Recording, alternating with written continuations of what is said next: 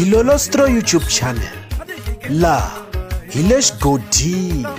Okay, ngenish godini namuntlha mfike kona xigodini xa Mampela. Namuntlha nga siku ra 12 eka n'hweti ya Nhlangula kwala ka lembe ra 2024 hi fiki hi vona xiyimbeleri Mayengani the President murhangaphandla va endla nkandziyiso thwi va ri emutini wa vona lowa Swithezi va kombisa leswaku ve le ku lavalavaneni na Khungulukani. Hi swi tiva kahle leswaku lawani xiyimbeleri Mayengani the President va endla vuntswaka eka xiyimbeleri Mr Post Mr Power siku liya Ndlovu. Tanihiloko eka risimu ra xiyimbeleri Mayengani the President ra mahlasela va kombisi kahle leswaku ve le ku lavalavaneni na munhu eka ngome, naswona vito ra munhu loyiwani i Khungulukani.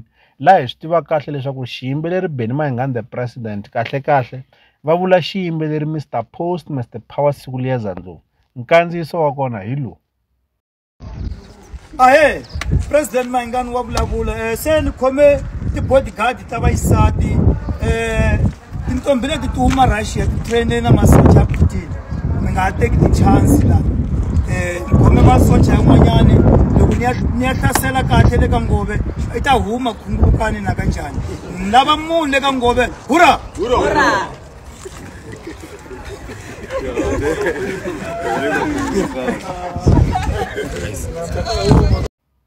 Hambiswiritano xiyimbeleri Mr Post Mr Power siku liya Ndlovu va ha tama va yise emahlweni ku bisa xiyimbeleri Mayengani the President hi moya, kumbexani ku ka va nga anguli eka minkandziyiso leyi endliwaka hi xiyimbeleri Mayengani the President va karhi va endla vuntswaka.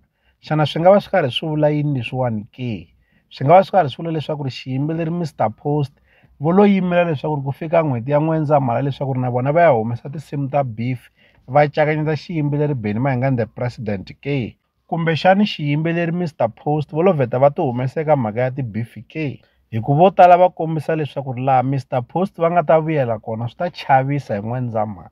Xana n'wina mi ri yini hi mhaka leyiwani ke? Mi ta hi nyika mavonelo ya n'wina eka xibokisana xa ku tsala eka xona mavonelo la ka Dilolostro YouTube channel hi le xigodini. Leyi channel ya n'wina ya ka Gas. Okay, ngenish godini namuntlha mfike kona xigodini xa Mampela.